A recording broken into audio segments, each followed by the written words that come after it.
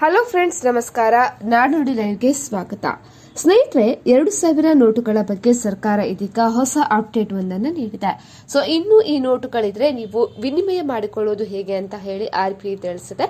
ಹಾಗಿದ್ರೆ ಹೇಗೆ ಅಂತ ತಿಳಿಯಲು ವಿಡಿಯೋವನ್ನು ಪೂರ್ತಿಯಾಗಿ ನೋಡಿ. ಸೊ ಚಲಾವಣೆಯಿಂದ ಹಿಂತೆಗೆದುಕೊಳ್ಳಲಾದ 2000 ರೂಪಾಯಿ ಮುಖಬೆಲೆಯ ನೋಟುಗಳ ಬಗ್ಗೆ ಭಾರತೀಯ ರಿಸರ್ವ್ ಬ್ಯಾಂಕ್ ಇದೀಗ ಮಹತ್ವದ ಅಂಕಿಅಂಶಗಳನ್ನು ಬಿಡುಗಡೆ ಮಾಡಿದೆ.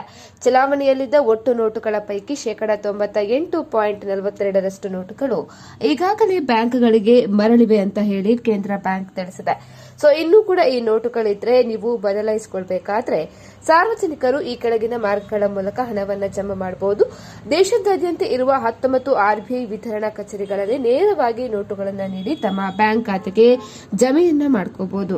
ಇನ್ನು RBI ಕಚೇರಿಗಳಿಗೆ ಹೋಗಲು ಸಾಧ್ಯವಾಗದವರು ಅಂಚೆ ಕಚೇರಿಯ ಮೂಲಕ ನೋಟುಗಳನ್ನು RBI ಕಚೇರಿಗೆ ಕಳುಹಿಸಿ ನೇರವಾಗಿ ಖಾತೆಗೆ ಹಣ ಪಡಿಬಹುದು ಅಂತ ಹೇಳಿ ಸ್ಪಷ್ಟನೆಯನ್ನು ನೀಡಿದೆ.